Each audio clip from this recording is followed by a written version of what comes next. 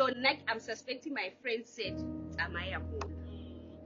Again, when Imani, oh guys, uyithatha play crowd promi.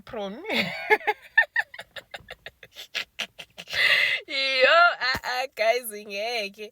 Anyway, guys, yes, I'm sitting here worried ndiyacinga uba hey ithethe ukuthi if izinto phakathi ko Mr Mthetho no Lantuka no Beyonce Light zingangahambi kakuhle.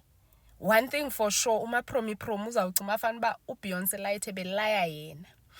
Nguye othe ko Mr Mthetho makafake kwi social media bonwabile becruiser besenzani because kaloku Mr Mthetho yena wathi akayithandi social media. He is busy making money. Uyabo akafuni into yokwenza ne-social media. So uzothi promi.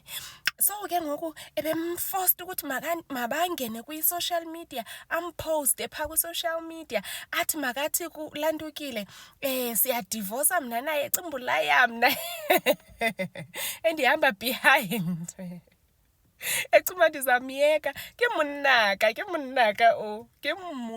yo guys if ndingaba delulu kanje yo yeah ndingezizondi you are guys angeke ndingaziluma soze there is no way like yo guys usube ukweliphi inqanaba loba ucima afana ba intombazana yiyo eya emfaneni umfana ayinguye oya kwintombazana. Okay wait, lo wenze nayi vows kutheni ungazujaja yena lo wenze nayi vows uzofuna ukujaja umuntu ole kude kunawe ongena kwanto okwenza nawe guys yo